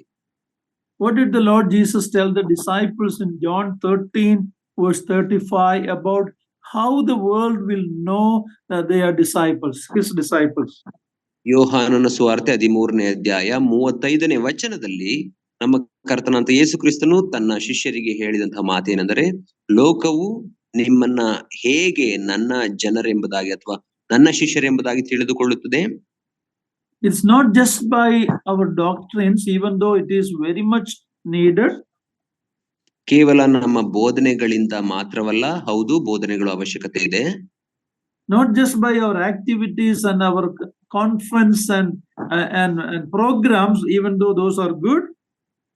ಕೇವಲ ನಮ್ಮ ಚಟುವಟಿಕೆಗಳಿಂದ, ಕಾರ್ಯಕ್ರಮಗಳಿಂದ ಅಲ್ಲ, ನಾವು ಏರ್ಪಡಿಸುವಂತಹ ಕಾರ್ಯಕ್ರಮ ಅಥವಾ ಬೋಧನಾ ಕೂಟಗಳು ಮಾತ್ರವಲ್ಲ, ಅವು ಕೂಡ ಮುಖ್ಯ. But by loving one another, everyone will know that you are my disciples. ಆದರೆ ಒಬ್ಬರನ್ನೊಬ್ಬರು ಪ್ರೀತಿಸುವುದರಿಂದಲೇ ನೀವು ನನ್ನ ಶಿಷ್ಯರೆಂದು ಅವರು ತಿಳಿದುಕೊಳ್ಳುತ್ತಾರೆ. So there are Canaanites and Perizzites all around us. Be very, very careful. ಆದ್ದರಿಂದ ನಮ್ಮ ಸುತ್ತಲೂ ಕಾನಾನ್ಯರು, ಪೆರಿಜಿಯರು ಇರುವುದರಿಂದ ನಾವು ಜಾಗರೂಕರಾಗಿರಬೇಕು. We are not able to win outside days because of the problem among us. We have to be very careful. Pardon me, uncle, would you please repeat? We are not able to win outsiders to the Lord unless we have a unity and love among us. ನಮ್ಮ ಮಧ್ಯದಲ್ಲಿಯೇ ಒಗ್ಗಟ್ಟು, ಐಕ್ಯತೆ ಮತ್ತು ಪ್ರೀತಿ ಇಲ್ಲದೆ ಹೋದರೆ ನಾವು ಹೊರಗಿನವರನ್ನ ಕ್ರಿಸ್ತನಿಗಾಗಿ ಗೆಲ್ಲುವುದು ಅಸಾಧ್ಯ. Now let's read verse 9. Verse 9. ಈಗ ನಾವು 9ನೇ ವಚನವನ್ನು ಓದಿಕೊಳ್ಳೋಣ.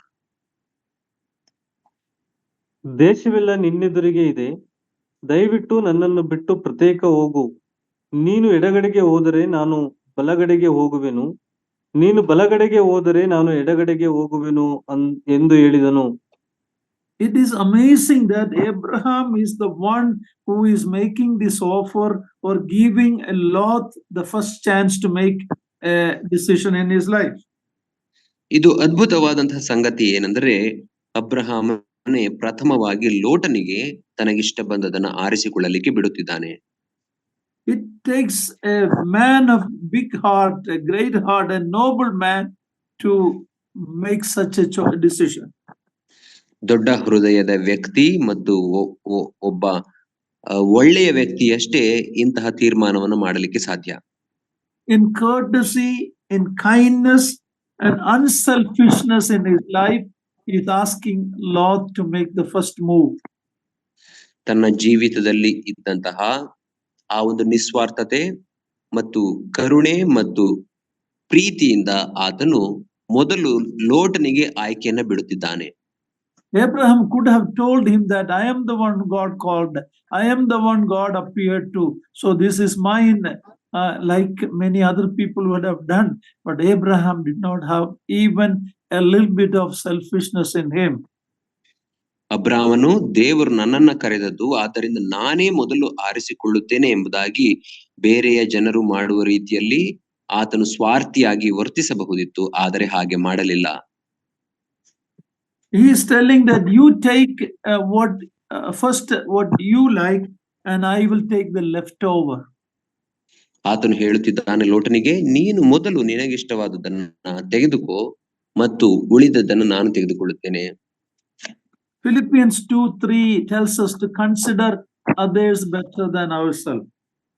ಫಿಲಿಪಿಯವರಿಗೆ ಬರೆದ ಪತ್ರಿಕೆ 2ನೇ ಅಧ್ಯಾಯ 3ನೇ ವಚನವು ನಾವು ಇತರರನ್ನ ನಮಗಿಂತ ಉತ್ತಮರೆಂಬುದಾಗಿ ಎಣಿಸಬೇಕು ಎಂಬುದಾಗಿ ಬೋಧಿಸುತ್ತದೆ. What a great heart and what a lesson for me and you. ಅಬ್ರಹಾಮನದು ಎಂತಹ ದೊಡ್ಡ ಹೃದಯ ಮತ್ತು ನನಗೆ ನಿಮಗೆ ಕಲಿಯಬೇಕಾದಂತಹ ಎಷ್ಟು ದೊಡ್ಡ ಪಾಠವಲ್ಲವೇ. How much assembly strife can be solved if we give others priority. ಅನೇಕ ಸಭೆಗಳ ಎಷ್ಟು ದೊಡ್ಡ ದೊಡ್ಡ ಸಮಸ್ಯೆಗಳು ಬಗೆಹರಿಯುತ್ತದೆ ಅಲ್ಲವೇ ನಾವು ಇತರರಿಗೆ ಪ್ರಥಮ ಸ್ಥಾನವನ್ನು ಕೊಡುವುದಾದರೆ. Lot received the green pasture land, but Abraham received for his children the promised land. ಲೋಟನು ತನಗೆ ನೀರಾವರಿಯಿಂದ ಕೂಡಿದ ಹಸಿರಿನಿಂದ ಕೂಡಿದಂತಹ ಸ್ಥಳವನ್ನ ಆರಿಸಿಕೊಂಡನು, ಅದು ಅವನಿಗೆ ಸಿಕ್ಕಿತು. ಆದರೆ ಅಬ್ರಾಮನಿಗೆ ದೇವರ ವಾಗ್ದಾನ ದೇಶ ಆತನಿಗೂ ಆತನ ಮಕ್ಕಳಿಗೂ ಸ್ವಾಸ್ಥ್ಯವಾಗಿ ದೊರಕಿತು. Someone said that Lot got the grass for his cattle, but Abraham got grace for his children, his generation. ಯಾರೋ ಈ ರೀತಿ ಹೇಳಿದ ಮಾತು ನನ್ನ ಜ್ಞಾಪಕಕ್ಕೆ ಬರುತ್ತದೆ. ಅದೇನೆಂದರೆ, ಲೋಟನಿಗೆ ತನ್ನ ಕುರಿ ದನಗಳಿಗೆ ಬೇಕಾದ ಹಸಿರು ಹುಲ್ಲು ಸಿಕ್ಕಿತು, ಆದರೆ ಅಬ್ರಾಮನಿಗೆ ಮತ್ತು ಆತನ ಮಕ್ಕಳಿಗೆ ದೇವರ ದಯೆಯು ಕೃಪೆಯು ದೊರಕಿತು ಎಂಬುದಾಗಿ ಹೇಳಿದರು. Verse 10, let's read verse 10 to 12. 10ರಿಂದ 12ನೇ ವಚನವನ್ನು ಈಗ ಓದಿಕೊಳ್ಳೋಣ. ಲೋಟನು ಕಣ್ಣೆತ್ತಿ ನೋಡಲಾಗಿ ಯೂರ್ದನ್ ಹೊಳೆಯ ಸುತ್ತಲಿರುವ ಪ್ರದೇಶವು ಚೋಗೂರಿನ ತನಕ ಎಲ್ಲಾ ಕಡೆಯಲ್ಲಿಯೂ ನೀರಾವರಿಯ ಸ್ಥಳವೆಂದು ತಿಳಿದುಕೊಂಡನು. ಯೆಹೋವನು ಸೊದೋಮ್ ಗೋಮರ ಪಟ್ಟಣಗಳನ್ನು ನಾಶ ಮಾಡುವುದಕ್ಕಿಂತ ಮುಂಚೆ ಆ ಸೀಮೆಯು ಯೆಹೋವನ ವನದಂತೆಯೂ ಐಗುಪ್ತ ದೇಶದಂತೆಯೂ ನೀರಾವರಿಯಾಗಿತ್ತು. ಆದುದರಿಂದ ಲೋಟನು ಯೋರ್ದನ್ ಹೊಳೆಯ ಸುತ್ತಣ ಪ್ರದೇಶವನ್ನು ಆದುಕೊಂಡು ಮೂಡಣ ಕಡೆಗೆ ಹೊರಟನು. ಹೀಗೆ ಅವರಿಬ್ಬರು ಪ್ರತ್ಯೇಕವಾದರು. ಅಬ್ರಹಾಮನು ಕಾನಾನ್ ದೇಶದಲ್ಲಿ ವಾಸ ಮಾಡಿದನು. ಲೋಟನು ಯೋರ್ದನ್ ಹೊಳೆಯ ಸುತ್ತಲ ಊರುಗಳಲ್ಲಿ ಗುಡಾರ ಹಾಕಿಸಿ ವಸತಿ ಮಾಡುತ್ತಾ ಸೊದೋಮಿಗೆ ಬಂದನು. ಆದರೆ ಸೊದೋಮ್ ಪಟ್ಟಣದವರು ದುಷ್ಟರು, ಯೆಹೋವನಿಗೆ ಮಹಾಪರಾಧಿಗಳು ಆಗಿದ್ದರು. We see what Lot has seen. ನಾವು ಲೋಟನು ತನ್ನ ದೃಷ್ಟಿಯಲ್ಲಿ ಏನನ್ನ ಕಂಡನು ಎಂಬುದನ್ನ ಇಲ್ಲಿ ನೋಡುತ್ತಿದ್ದೇವೆ. So a beautiful land, and it says that it was like the garden of the Lord. ಆತನು ಕಂಡದ್ದು ಅದು ಸುಂದರವಾದಂತಹ ದೇಶ ಪ್ರದೇಶ, ಅದು ಯೆಹೋವನ ವನದಂತೆ ಅಥವಾ ಏದೇನ್ ವನದಂತೆ ಇತ್ತು ಎಂಬುದಾಗಿ ಅಲ್ಲಿ ನಾವು ಓದುತ್ತೇವೆ. These people have heard about how the Garden of Eden was. ಯಾಕೆಂದರೆ ಇವರು ಏದೇನ್ ವನವು ಹೇಗಿತ್ತು ಎಂಬುದಾಗಿ ಅವರು ಕೇಳಿ ತಿಳುಕೊಂಡಿದ್ದರು.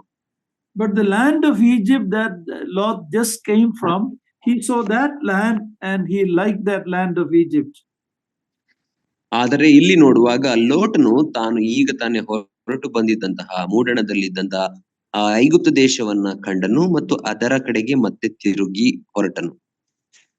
And in one sense, Abraham was also responsible for bringing this Egypt love in the heart of Lot, because Abraham's backsliding influenced his nephew.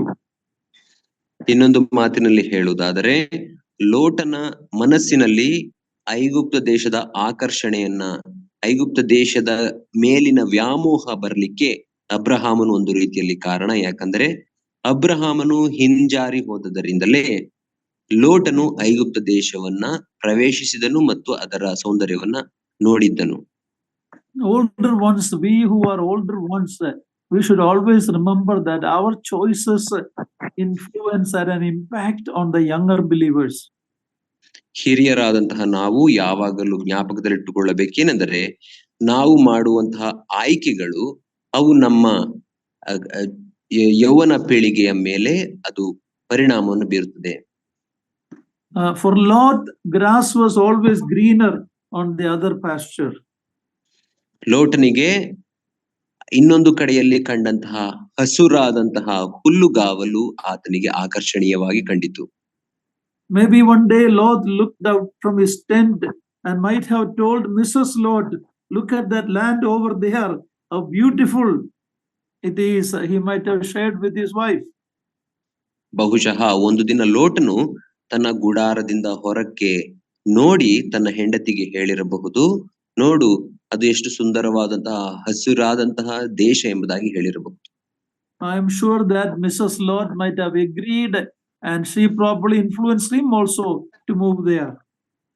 ಬಹುಶಃ ಲೋಟನ ಹೆಂಡತಿಯು ಸಹ ಆತನ ಮಾತಿಗೆ ಸಮ್ಮತಿಸಿ ಆ ಕಡೆಗೆ ನಾವು ಹೋಗೋಣ ಎಂಬುದಾಗಿ ಆತನಿಗೆ ಹೇಳಿರಬಹುದು. Later what happened in Sodom and what happened to Mrs. Lot will make us to believe that she was in agreement with Lot. ನಂತರ ಸೋದೋಮ್ ಪಟ್ಟಣದಲ್ಲಿ ಅವರಿಗೆ ಏನು ಸಂಭವಿಸಿತು ಮತ್ತು ಲೋಟನ ಹೆಂಡತಿಗೆ ಏನಾಯಿತು ಎಂಬುದನ್ನು ನಾವು ನೋಡುವಾಗ ಬಹುಶಃ ಅವರಿಬ್ಬರು ಸೇರಿ ತೀರ್ಮಾನವನ್ನು ಮಾಡಿದ್ದರು ಎಂಬುದಾಗಿ ಅನ್ನಿಸುತ್ತದೆ. So Lot and they made the choice and he went in that direction. ಮತ್ತು ಈಗ ಲೋಟನು ಆ ತೀರ್ಮಾನವನ್ನು ಮಾಡಿ ಅದೇ ದಾರಿಯಲ್ಲಿ ಹೋದನು. See, no man falls suddenly. It has a gradual effect. ಯಾವುದೇ ವ್ಯಕ್ತಿಯು ಆತನು ತಕ್ಷಣವಾಗಿ ಬಿದ್ದು ಹೋಗುವುದಿಲ್ಲ, ಬಿದ್ದು ಹೋಗುವಿಕೆಗೆ ಒಂದು ಪ್ರಕ್ರಿಯೆ ಉಂಟು. He lifted up his eyes and he saw the plain land and he headed in that direction. ಲೋಟನು ಕಣ್ಣೆತ್ತಿ ನೋಡಲಾಗಿ ಆ ಸ್ಥಳವು ನೀರಾವರಿ ಸ್ಥಳವೆಂದು ಹಸಿರಾಗಿ ಕಂಡಿತು ಮತ್ತು ಆ ಸ್ಥಳದ ಕಡೆಗೆ ಆತನು ಪ್ರಯಾಣ ಮುಂದುವರಿಸಿದನು. Eve looked at the fruit and saw that it was very pleasant. ಅವಳು ಆ ಹಣ್ಣನ್ನ ನೋಡಿದಳು ಮತ್ತು ಅದು ತಿನ್ನಲಿಕ್ಕೆ ಮತ್ತು ನೋಟಕ್ಕೆ ರಮ್ಯವಾಗಿತ್ತು ಎಂಬುದಾಗಿ ಕಂಡುಕೊಂಡಳು. David looked at what he shouldn't have, and we know the consequence of all these look. ತಾನು ನೋಡಬಾರದ ಸಂಗತಿಯನ್ನ ದಾವೀದನು ನೋಡಿದನು ಮತ್ತು ಅದರ ಪರಿಣಾಮವೇನಾಯಿತು ಎಂಬುದು ನಮ್ಮೆಲ್ಲರಿಗೂ ಗೊತ್ತಿದೆ. Elimelech went to Moab, and Naomi also went along. ಎಲಿಮೆಲೆಕನು ಆತನು ಮೋವಾಬ್ ದೇಶದ ಕಡೆಗೆ ಪ್ರಯಾಣ ಬೆಳೆಸಿದನು, ಆತನೊಟ್ಟಿಗೆ ನವೋಮಿಯು ಸಹ ಹೋದಳು. All this look and the move had severe consequence and loss in their life. ಇವರೆಲ್ಲರ ಜೀವಿತಗಳಲ್ಲಿ ನೋಡುವುದು ಮತ್ತು ಆ ಕಡೆಗೆ ಪ್ರಯಾಣ ಬೆಳೆಸುವಂಥದ್ದು ಅದು ಗಂಭೀರ ಪರಿಣಾಮಗಳನ್ನ ಬೀರಿತು, ಅದರ ಪರಿಣಾಮವನ್ನ ಅವರು ಅನುಭವಿಸಿದರು. There's a warning for husbands and wives in this choice of Lot. when your spouse, as both of you are believers, your spouse makes a wrong decision, please have the courage and grace to say, husband or wife, the choice we are making is wrong. You don't go along with the wrong choices. ಈ ಲೋಟನ ಜೀವಿತದ ಮೂಲಕ ನಾವು ಕಲಿತುಕೊಳ್ಳುವಂಥದ್ದು ಏನೆಂದರೆ, ಮುಖ್ಯವಾಗಿ ಗಂಡ ಹೆಂಡಿರು ಕಲಿಯಬೇಕಾದಂತ ಸಂಗತಿ ಏನೆಂದರೆ, ನಿಮ್ಮ ಸಂಗಾತಿಯು ತಪ್ಪಾದಂತಹ ತೀರ್ಮಾನವನ್ನು ಮಾಡುವಾಗ ನೀವು ಅವರ ಮಾತಿಗೆ ಸಮ್ಮತಿಸಬೇಡಿರಿ, ಬದಲಾಗಿ ಧೈರ್ಯದಿಂದ ನೀನು ಮಾಡುತ್ತಿರುವಂಥದ್ದು ಅಥವಾ ನೀವು ಮಾಡುತ್ತಿರುವಂಥದ್ದು ತಪ್ಪಾದ ತೀರ್ಮಾನ ಎಂಬುದಾಗಿ ಹೇಳುವ ಧೈರ್ಯವನ್ನ ತೆಗೆದುಕೊಳ್ಳಿರಿ. Don't be like Ananias and Sapphira, agreeing to tell a lie and deceive. ಅನನೀಯ ಸಫೈರಳ ರೀತಿಯಲ್ಲಿ ನೀವು ಇರಬೇಡಿರಿ, ಯಾಕಂದರೆ ಅವರಿಬ್ಬರು ಒಡಂಬಟ್ಟು ಸುಳ್ಳು ಹೇಳುವುದಕ್ಕೆ ಮುಂದಾದರು. Now verse 13 says the men of Sodom were wicked exceedingly, sinners against the Lord, but that did not prevent Lot from moving that direction. 13ನೇ ವಚನಕ್ಕೆ ಬರುವಾಗ, Sodom ಪಟ್ಟಣದವರು ದುಷ್ಟರು, ಯೆಹೋವನಿಗೆ ಮಹಾಪರಾಧಿಗಳು ಆಗಿದ್ದರು ಎಂಬುದಾಗಿ ನೋಡುತ್ತೇವೆ. ಆದರೂ ಈ ಸಂಗತಿಯು ಲೋಟನನ್ನ ಅಲ್ಲಿಗೆ ಹೋಗದ ಹಾಗೆ ತಡೆಯಲಿಲ್ಲ. Now, if you look at the fall of Lot and his family, it was step by step. It was not all on a sudden. ಲೋಟನು ಮತ್ತು ಆತನ ಕುಟುಂಬದ ಬಿದ್ದು ಹೋಗುವಿಕೆಯ ಕುರಿತಾಗಿ ನೋಡುವಾಗ, ಅವರಿಗೆ ಸಂಭವಿಸಿದಂತಹ ಸಂಗತಿಗಳು ಅದು ತಕ್ಷಣವಾಗಿ ಒಂದೇ ಕ್ಷಣದಲ್ಲಿ ಸಂಭವಿಸಿದ ಸಂಗತಿ ಅಲ್ಲ, ಬದಲಾಗಿ ಆ ಸಂಗತಿಗಳು ಒಂದೊಂದಾಗಿ ಅಥವಾ ಪ್ರಕ್ರಿಯೆಯ ರೀತಿಯಲ್ಲಿ ಅವು ಜರುಗಿದವು.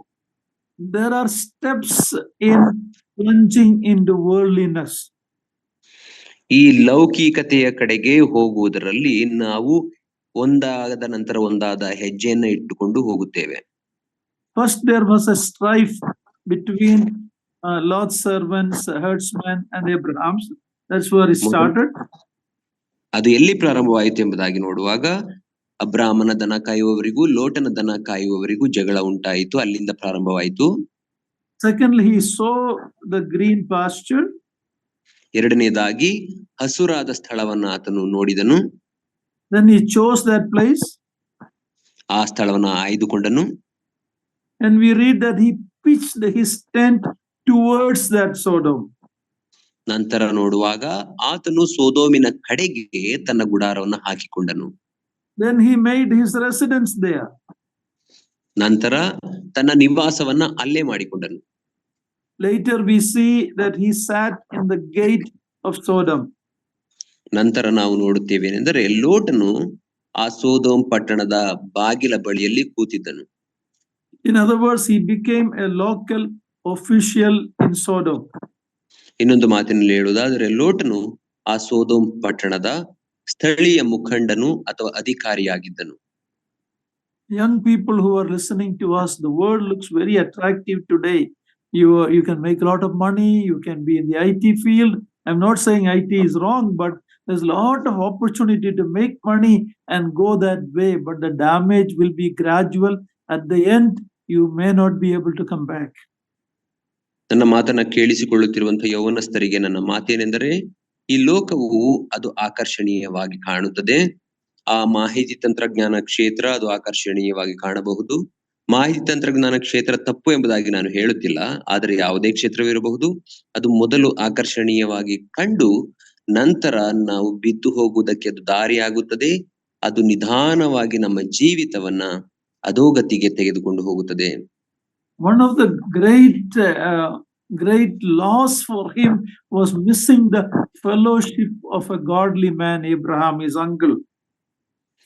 ಅಲ್ಲಿ ಲೋಟನ ಜೀವಿತದಲ್ಲಿ ಆದಂತಹ ಬಹುದೊಡ್ಡ ನಷ್ಟ ಯಾವುದೆಂದರೆ, ದೇವ ಮನುಷ್ಯನಾದಂತಹ ತನ್ನ ದೊಡ್ಡಪ್ಪನಾದಂತಹ ಅಬ್ರಾಮನ ಅನ್ಯೋನ್ಯತೆ ತಪ್ಪಿ ಹೋದದ್ದೇ ಆ ದೊಡ್ಡ ನಷ್ಟ. See, when you backslide or when you go after the world, you are going to miss the fellowship of God's people.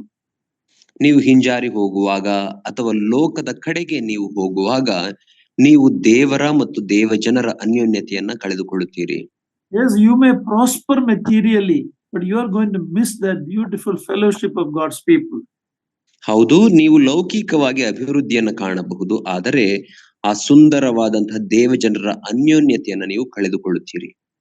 Naomi in the book of Ruth realized it later. ರೂತಳ ಪುಸ್ತಕದಲ್ಲಿ ನೋಡುವಾಗ ನವೋಮಿಯು ಅದನ್ನ ತಡವಾಗಿ ಅರ್ಥ ಮಾಡಿಕೊಂಡಳು. Lot had to learn it the hard way. We will see that later.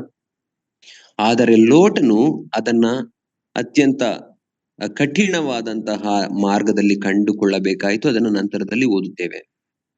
How many families I personally know who went to US, America for betterment, and the loss was their children. I know many families whose children have gone away from God. They have no interest in the doctrines that we hold on to. And these are godly people who made the move for material comforts. In that process, they lost their children. I know many personally. ನಾನು ವ್ಯಕ್ತಿಗತವಾಗಿ ತಿಳಿದಿರುವಂತಹ ಅನೇಕ ಕುಟುಂಬಗಳನ್ನು ನೋಡುವಾಗ ಅವರು ಉತ್ತಮ ಜೀವಿತವನ್ನ ಅರಸಿ, ಆರಾಮದಾಯಕ ಜೀವಿತವನ್ನ ಅರಸಿ America ದೇಶಕ್ಕೆ ಹೋಗುವುದನ್ನು ನಾವು ಕಂಡೆವು. ಅದರಲ್ಲಿ ಅನೇಕರು ತಮ್ಮ ಮಕ್ಕಳುಗಳನ್ನ ಆ ಪ್ರಕ್ರಿಯೆಯಲ್ಲಿ ದೇವ ಭಕ್ತಿಯಿಂದ ಮತ್ತು ದೇವರ ನಂಬಿಕೆಯಲ್ಲಿ ಹಿಂಜಾರಿ ಹೋಗುವುದನ್ನ, ಅವರ ಆತ್ಮೀಕ ಜೀವಿತ ಹಾಳಾಗುವುದನ್ನ ನಾವು ಕಣ್ಣಾರೆ ಕಂಡಿದ್ದೇವೆ. ಅದಕ್ಕೆ ತೆರಬೇಕಾದಂತಹ ಬೆಲೆ ಇದೇ ಆಗಿದ್ದು. I'm not telling everybody they are like that, but there are many. They went for comforts, but in the process they lost their children. ಅಲ್ಲಿಗೆ ಹೋದವರೆಲ್ಲರೂ ಹೀಗಾದರು ಎಂಬುದಾಗಿ ನಾನು ಹೇಳುತ್ತಿಲ್ಲ, ಆದರೆ ಅಲ್ಲಿಗೆ ಹೋದಂತಹ ಬಹು ಮಂದಿ ಆ ರೀತಿ ಅವರ ಜೀವಿತಗಳನ್ನ ಮತ್ತು ಮಕ್ಕಳ ಆತ್ಮಿಕ ಜೀವಿತಗಳನ್ನ ಕಳೆದುಕೊಂಡರು. Abraham gave Lot the choice. He made the wrong choice.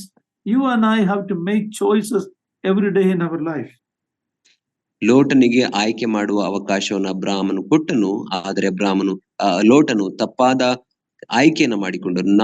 ನೀವು ಪ್ರತಿದಿನ ಸರಿಯಾದ ಆಯ್ಕೆಯನ್ನು ಮಾಡಬೇಕು ದೇವರ ಸನ್ನಿಧಿಯಲ್ಲಿ. Our choices have lasting consequence. ಯಾಕಂದರೆ ನಮ್ಮ ಆಯ್ಕೆಗಳು ನಮ್ಮ ಜೀವಿತದಲ್ಲಿ ಅಳಿಸಲಾಗದಂತಹ ಪರಿಣಾಮಗಳನ್ನ ತರುತ್ತವೆ. Let's read 14 to 18. 14ರಿಂದ 18ನೇ ವಚನಗಳವರೆಗೆ ಈಗ ಓದಿಕೊಳ್ಳೋಣ. ಲೋಟನು ಅಬ್ರಹಾಮನನ್ನು ಬಿಟ್ಟು ಬೇರೆಯಾದ ನಂತರ ಯೆಹೋವನು ಅಬ್ರಹಾಮನಿಗೆ, ನೀನಿರುವ ಸ್ಥಳದಿಂದ ದಕ್ಷಿಣೋತ್ತರ ಪೂರ್ವ ಪಶ್ಚಿಮಗಳಿಗೆ ಕಣ್ಣೆತ್ತಿ ನೋಡು. ನೀನು ನೋಡುವ ಈ ದೇಶವನ್ನೆಲ್ಲ ನಿನಗೂ ನಿನ್ನ ಸಂತತಿಗೂ ಶಾಶ್ವತವಾಗಿ ಕೊಡುವೆನು. ನಿನ್ನ ಸಂತಾನದವರನ್ನು ಭೂಮಿಯ ಧೂಳಿನಷ್ಟು ಅಸಂಖ್ಯವಾಗಿ ಮಾಡುವೆನು. ಭೂಮಿಯಲ್ಲಿರುವ ಧೂಳನ್ನು ಲೆಕ್ಕ ಮಾಡುವುದಾದರೆ ನಿನ್ನ ಸಂತಾನವನ್ನು ಲೆಕ್ಕಿಸಲಾದೀತು. ನೀನೆದ್ದು ಈ ದೇಶದ ಎಲ್ಲಾ ಕಡೆಯಲ್ಲಿಯೂ ತಿರುಗಾಡು, ಇದನ್ನು ನಿನಗೆ ಕೊಡುವೆನು ಎಂದು ಹೇಳಿದನು. ತರುವಾಯ ಅಬ್ರಹಾಮನು ಅಲ್ಲಿಂದ ಹೊರಟು ಅಲ್ಲಲ್ಲಿ ಗುಡಾರ ಹಾಕಿಸಿಕೊಳ್ಳುತ್ತಾ ಹೆಬ್ರೋನಿನಲ್ಲಿರುವ ಮಮ್ರೆ ತೋಪಿಗೆ ಬಂದು ಅಲ್ಲೇ ವಾಸ ಮಾಡಿಕೊಂಡು ಯೆಹೋವನಿಗೆ ಯಜ್ಞವೇದಿಯನ್ನು ಕಟ್ಟಿಸಿದನು. Here we see the third appearance of God to Abraham. ಇಲ್ಲಿ ನಾವು ದೇವರು ಅಬ್ರಾಮನಿಗೆ ಮೂರನೇ ಬಾರಿ ಕಾಣಿಸಿಕೊಳ್ಳುವುದನ್ನು ನೋಡುತ್ತೇವೆ. We saw earlier, as long as he was in Egypt and he was close to Lot, God did not appear to him. ಈ ಹಿಂದೆ ನಾವು ನೋಡಿಕೊಂಡೆವು ಏನೆಂದರೆ, ಅಬ್ರಾಮನು ಐಗುಪ್ತ ದೇಶದಲ್ಲಿ ಇರುವವರೆಗೂ ಮತ್ತು ಲೋಟನು ಅವನೊಟ್ಟಿಗೆ ಇರುವವರೆಗೂ ದೇವರು ಆತನಿಗೆ ಕಾಣಿಸಿಕೊಳ್ಳಲಿಲ್ಲ. The epistle to Peter reminds us that Lot was a righteous man, even though his life didn't show like that. We are told by the Holy Spirit in the New Testament, Lot was a godly man, a righteous man, yet he was a worldly man, he was a carnal man, and Abraham had to separate from him. ಪೇತ್ರನ ಪತ್ರಿಕೆಗೆ ಬರುವಾಗ ಪವಿತ್ರಾತ್ಮನು ನಮಗೆ ಹೊಸ ಒಡಂಬಡಿಕೆಯಲ್ಲಿ ತಿಳಿಸುತ್ತಾನೆ ಏನೆಂದರೆ, ಲೋಟನು ನೀತಿವಂತನಾಗಿದ್ದನು ಎಂಬುದಾಗಿ. ಆತನ ಜೀವಿತ ನೀತಿವಂತರ ರೀತಿಯಲ್ಲಿ ಕಾಣದೆ ಹೋದರೂ ಲೋಟನು ಆತನು ಲೌಕಿಕ ವ್ಯಕ್ತಿಯಾಗಿದ್ದನು ಮತ್ತು ಲೋಕದಾಶೆಗೆ ಒಳಪಟ್ಟಂತ ವ್ಯಕ್ತಿಯಾಗಿದ್ದನು ಎಂಬುದಾಗಿ ನಾವು ನೋಡುತ್ತೇವೆ. As believers, sometimes we have to separate from such believers. ವಿಶ್ವಾಸಿಗಳಾಗಿ ನಾವು ಅಂತಹ ವಿಶ್ವಾಸಿಗಳಿಂದ ದೂರವಾಗಬೇಕಾಗುತ್ತದೆ ಕೆಲವು ಸಮಯ. Abraham, though he received the leftover land, God has asked him to look at and walk in the length and breadth of that land. One day God is going to give that land, and it is going to be a land flowing with milk and honey. ಲೋಟನು ಆಯ್ಕೆ ಮಾಡಿ ಉಳಿದ ದೇಶವು ಅಬ್ರಾಮನಿಗೆ ದೊರೆತರೂ ಸಹ ದೇವರು ಆತನಿಗೆ ಆ ದೇಶವನ್ನ ಸಂಚರಿಸಿ ನೀನು ಅದನ್ನ ವಶ ಮಾಡಿಕೊ ಎಂಬುದಾಗಿ ಹೇಳುವುದನ್ನು ನಾವು ನೋಡುತ್ತೇವೆ. ನಂತರ ಆ ದೇಶ ಹಾಲು ಜೇನು ಹರಿಯುವ ದೇಶವನ್ನಾಗಿ ದೇವರು ಪರಿವರ್ತಿಸುವುದನ್ನು ನಾವು ಕಾಣುತ್ತೇವೆ. Dear ones, when we make the right choice for God, when we move towards Bethel, we will never fail. Our inheritance, God has given us in pleasant lands. Manohara Deshadalli. We will have that. We will never regret, even though temporarily it may look like a setback. ನಾವು ಸರಿಯಾದ ಆಯ್ಕೆಗಳನ್ನ ಮಾಡುವಾಗ ನಮ್ಮ ಪ್ರಯಾಣವು ಬೇತೇಲಿನ ಕಡೆಗೆ ಇರುವಾಗ ನಮ್ಮ ಆಯ್ಕೆಗಳನ್ನ ದೇವರು ಎಂದಿಗೂ ಬಿಟ್ಟು ಬಿಡುವುದಿಲ್ಲ, ಬದಲಾಗಿ ಅವುಗಳನ್ನ ಆಶೀರ್ವದಿಸಿ ನಮ್ಮನ್ನ ಮೇಲಕ್ಕೆ ತರುತ್ತಾನೆ. ಮೊದಲು ಅದು ಹಿನ್ನಡೆಯ ರೀತಿಯಲ್ಲಿ ಕಂಡರೂ ಸಹ ದೇವರು ಅದರಿಂದಲೇ ನಮ್ಮನ್ನ ಅಭಿವೃದ್ಧಿಪಡಿಸುತ್ತಾನೆ. Abraham was an altar builder. Wherever he been, he left a testimony behind, except in Egypt. ಅಬ್ರಾಮನು ಯಜ್ಞವೇದಿಯ ಮನುಷ್ಯನಾಗಿದ್ದನು. ಆತನು ಹೋದ ಕಡೆಗಳಲ್ಲೆಲ್ಲ ಯಜ್ಞವೇದಿಯನ್ನ ಕಟ್ಟಿ ಕರ್ತನನ್ನು ಆರಾಧಿಸಿದನು ಎಂಬುದಾಗಿ ನೋಡುತ್ತೇವೆ. ಆದರೆ ಐಗುಪ್ತ ದೇಶದಲ್ಲಿ ಮಾತ್ರ ಆತನ ಸಾಕ್ಷಿ ಹಾಳಾಯಿತು. How about you and I? What kind of a testimony we leave behind? The places we were in fellowship, in the assemblies, if we've been moving from one place, what kind of a testimony we have left behind? ನಾವು ನೀವು ಎಂತಹ ವ್ಯಕ್ತಿಗಳಾಗಿದ್ದೇವೆ, ಎಂತಹ ಸಾಕ್ಷ್ಯ ಜೀವಿತವನ್ನು ಹೊಂದಿದ್ದೇವೆ. ನಾವು ಇರುವಂತಹ ಸಭೆಗಳಲ್ಲಿ, ನಾವು ಬೇರೆ ಸ್ಥಳಗಳಿಗೆ ಪ್ರಯಾಣ ಮಾಡಿ ಹೋಗುವಾಗ ಆ ಸಭೆಗಳಲ್ಲಿ ಎಂತಹ ಸಾಕ್ಷಿಯನ್ನು ಉಳಿಸಿಕೊಂಡಿದ್ದೇವೆ. Will the elders in those assemblies say, we are happy they are moved out from here? Or will they say about such brother and sister, what a testimony? We need to leave behind that testimony wherever we are. ಅಂತಹ ಸಭೆಯ ಹಿರಿಯರು ಆ ಸಹೋದರ ಸಹೋದರಿ ಸಭೆಯನ್ನ ಬಿಟ್ಟು ಹೋದದ್ದೇ ಒಳ್ಳೆಯದು ಎಂಬುದಾಗಿ ಸಂತೋಷ ಪಡುತ್ತಾರೋ, ಅಥವಾ ನಿಮ್ಮ ಕುರಿತಾಗಿ ಒಳ್ಳೆಯ ಸಾಕ್ಷಿಯನ್ನ ಹೇಳುವವರಾಗಿದ್ದಾರೋ ನಮ್ಮನ್ನ ಪರೀಕ್ಷಿಸಿಕೊಳ್ಳಬೇಕು.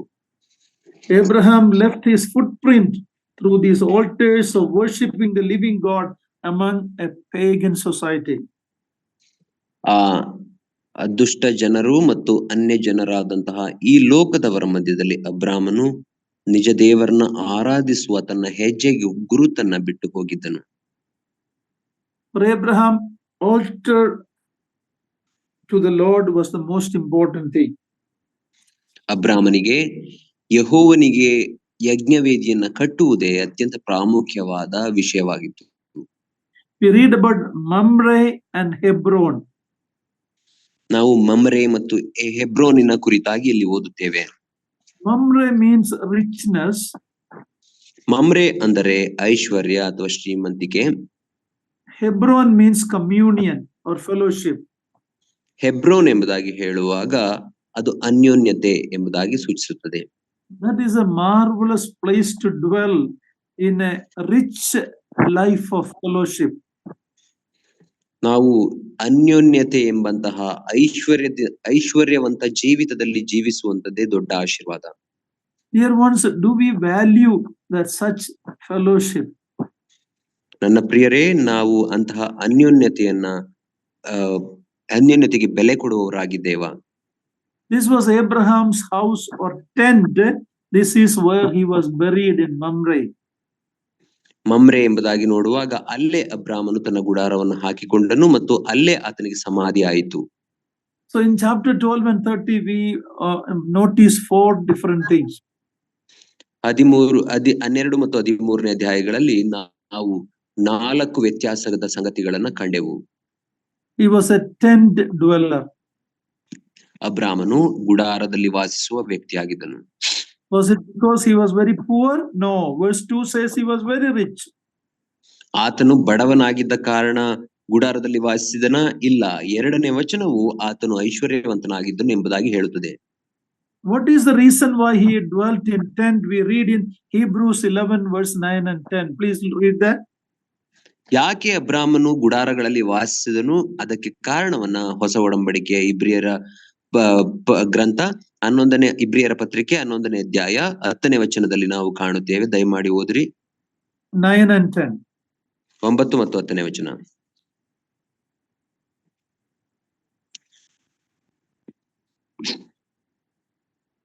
Hebrews 11, 9 and 10.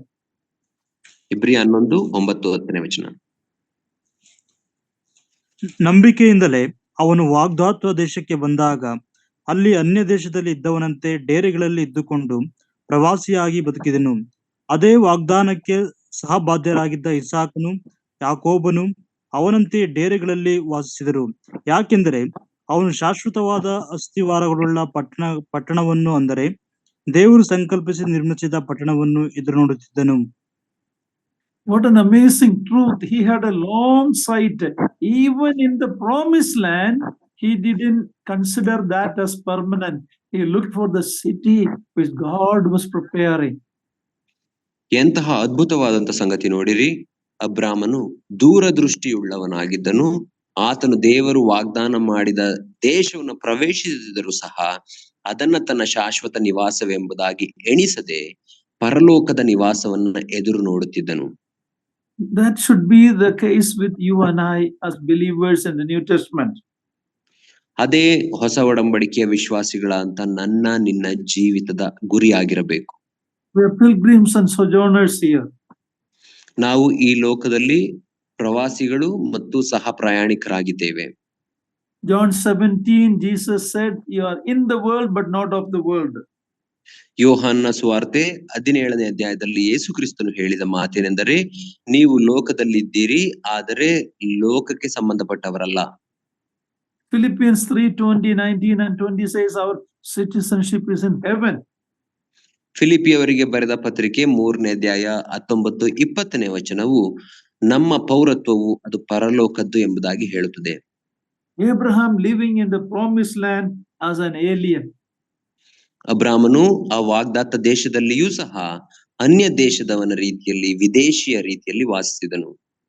Our Lord Jesus Christ told the disciples in John 14, 1-3, do not let your heart be troubled.